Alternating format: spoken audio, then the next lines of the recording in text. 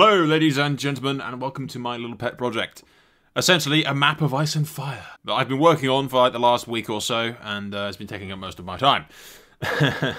I've managed to get at least one region done, which is the north in this instance. I will upload various videos when different sections are finished. For instance, one for the Riverlands, the Vale, whatnot, to show you the progress as we go forward. It was a bit of a learning curve, getting the hang of how this mapping works for Medieval 2, but essentially once I've got the basics down, and with the Geomod tool, which is very useful, I've got the hang of this, and I think I'll leave you guys to be the judge, but I think the project is looking good thus far.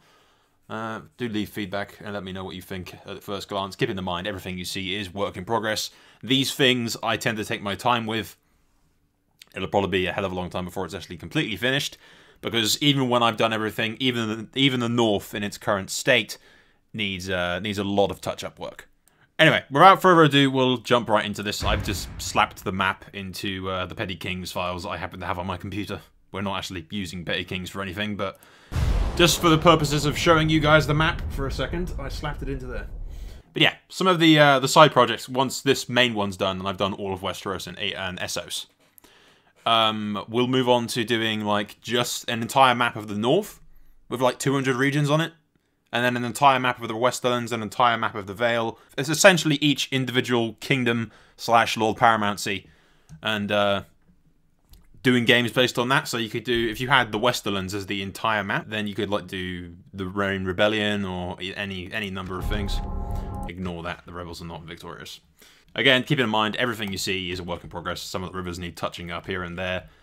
The Vale's not done yet. I've just done the mountains and tossed them in. So yeah, first and foremost, here's the neck as it is. We've got Blackmere Bog, Greywater Watch, Flint's Finger. If you're wondering why the public order is what it is, for some reason it's the Faith of the Seven. I haven't changed that yet. But yeah, Flint's Finger's got that all cut off. So you can't land there, you have to sail around in order to land in the north. The Reels here. We got Real Water Crossing, which is the seat of House Glenmore. Stony Shore there. You got Barrowtown, Barrowton. Moat Cailin you have to go straight up the causeway to get to.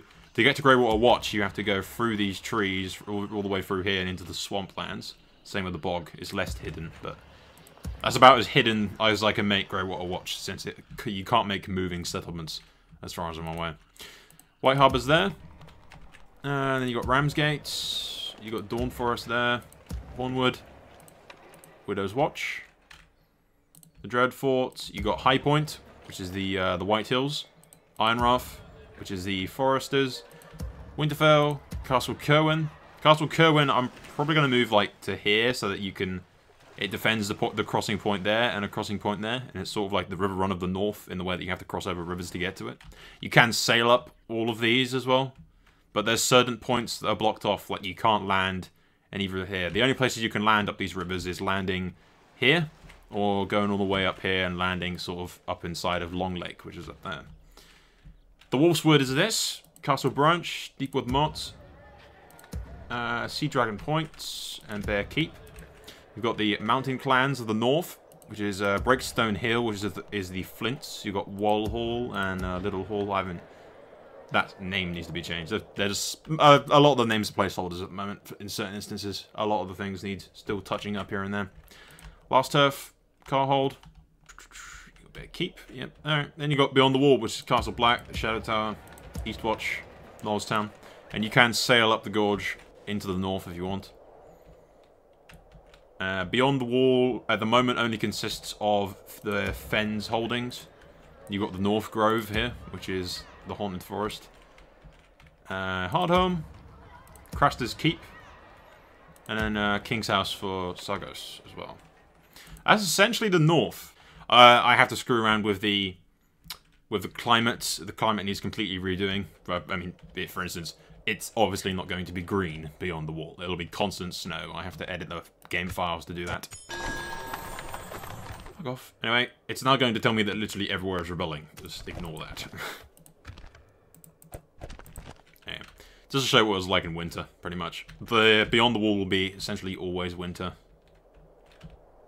You do have the frozen shore there as well. And then the lands of always winter. Way up in the corner. Yeah, it'll be like always winter down to like this point, and then the snow will start to dissipate a bit. Like halfway around Castle Kerwin and Hornwood and everything is when the snow will start to be a bit less and less. It gets a bit green progressively as you get towards White Harbour. The water's a bit fucky. Wait a minute. There you go. Sea Dragon Point is there, and rather than being there because the water surface hasn't been done properly. I need to fix that. A lot of it needs tweaking. There's a lot of tweaking to be done, but essentially the north is finished. I'd say 95% finished. And then there's a shitload of fine-tuning. For instance, this river obviously needs a bit of work. It's a bit too enclosed and cut off for my liking. But yeah, there's still a lot of work to be done. And I'll probably do the Vale next. It's a lot easier. I mean, the Iron Isles are as well as another quick, easy job compared to... You know, even the Westerlands, to be honest, once you got the mountains in and everything, it's sort of the template's done. The Reach is going to be a bit of a bitch to do. But, you know what they say, the north is the size of the rest of Westeros, so by those standards, I'm halfway done. Essentially, this is going to be just an open resource for any modders that want to use it to use for their stuff. And I'm going to work on some other maps. The other maps, essentially what the idea is to have... Let's start with the north, for instance. Have the north, but have it twice the size of what the north currently is in this. Cut it off about around the twins, so just cut it right down the center here, so like just across, like, floosh, right there. And then have the north twice the size of this, with twice as many, even like 5 times as many regions. And then just have it so that the entire map is based around the north and the war on the north. You could set it during... a Bolton Rebellion, back when the Kings of the North. Or you could set it with Stannis in the North, and Jon Snow, or whatnot. Any number of things, really. But, yeah, I could, like, double the factions. If you... It's difficult, because I've already got a shitload of factions, regions in the North as it is. And some of them are missing. Some of them I want to add. The thing is, I do have a cap of 200 or 199 regions that I could put into Medieval 2, so... I have to sort of be... Yeah, I have to sort of hold off right now until I've filled up and done the rest of the map, and then I can tell how many regions I have left. I might even have to remove some just to fill them up if the north is any indication. The north is admittedly very large, so I doubt, you know, places like the Riverlands aren't going to have as many places as the north. West isn't going to have as many regions as the north, and neither is anywhere else, really. So, I think we'll be fine. I think we'll have regions left over to add more stuff. We have Lys down the bottom. We have the Stepstones, which for an idea that we're doing later, which is the Andal invasion, I'll probably make it so that the Arm of Dawn isn't shattered. I can do that fairly easily and make that connected for the Andal invasion mod, which is something that we are looking forward to doing as well. You got Pentos up here, and then you got Bravos up here as well.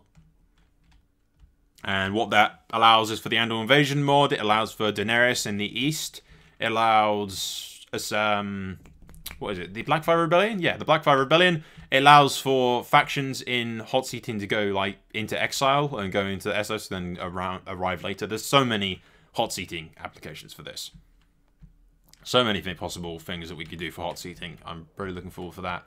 Essentially, we got bored of waiting for 1.0, and I'm now making an alternative 1.0. There's so much potential for mapping now that I know how to do it, and I don't mind doing it either. I'm getting somewhat decent at it, I think. I mean, like I said, I'll leave you guys to be the judge of how it looks, but I think it looks good. There's still a lot to learn. There's still a lot to do. Doubtless, I've fucked up a few things. Like I said, some of the coast needs a lot of tweaking, and I'm a bit of a perfectionist when it comes to things like this, so it will all be heavily edited by the time it's released for publicly, but for now the North is essentially done, air quotes. So I can move on to doing the other regions of Westeros, get the basic idea done, and then polish the fucking living shit out of it before I release it to the public. So, yeah. But I'm looking forward to this. I just wanted to let you guys know what the little project that I'm working on is that's kept me busy over the last, like, couple of days. And, yeah, I look forward to offering more shit. I mean, there's this limited amount of mods and scenarios that we can set up now that I have the ability to map things. Hell, it's even gone into me thinking, okay, what mod could I make from scratch? Because it led me into things like making a World of Warcraft mod. Now that I could make literally Azeroth from scratch by a map, and I'd love to sit there mapping the shit out of that, especially since I know all the lore for WoW and everything. That's literally one of the reasons I played it as long as I did, is literally the story. But I could do that, but I believe there's already a Warcraft Total War or something being made. I'm not sure. Another thing was a Dragon Age Total War. I could make Theodas. Is it called Theodas? Yeah, Ferelden, and yeah, I think the continent's called Westeros or something. I could be wrong.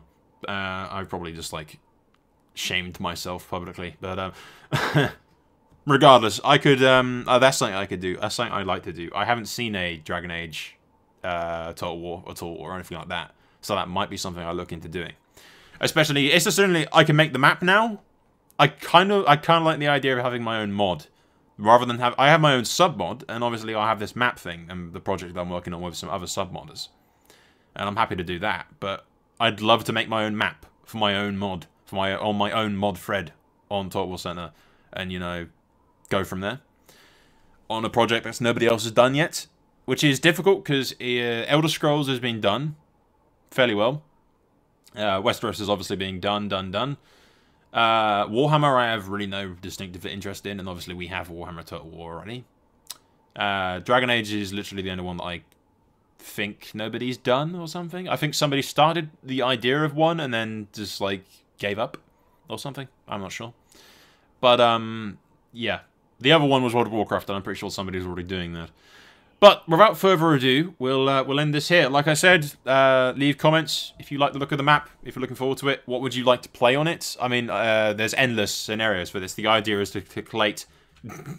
The idea is to essentially create a blank slate that we can fill with whatever generals we want from whatever time period we want. So anywhere from the Andals invasion to frickin' Winds of Winter and everything in between. We can fill this map with the generals required to do that scenario. So essentially, with this one map, you get unlimited supplies of mods, pretty much. Which is why I'm thinking of creating a map of Ice and Fire, or a project of Ice and Fire, or something along those lines. But yeah, that's all for now, guys. There's lots of stuff to do. Do leave a comment, let me know what you think. If you've got any ideas, feedback, or anything that you want to point out on the map and question me. And judge me! Judge me! But yeah. Without further ado, we'll end turn and literally everything will rebel. Well, now that everything has rebelled, I thank you for watching. That's all for now. Like I said, leave a comment. Let me know what you think. I will upload videos whenever the hell I get around to finishing the rest of the regions. And we'll go from there. I'll keep you guys in the loop. It's sort of a developer diary of sorts, I suppose. Just keeping you guys informed of what we're doing and how the project's going. And you can check Total War Center for more regular updates as well as I go along. But anyway, that's all for now. Thank you for watching. Soul out.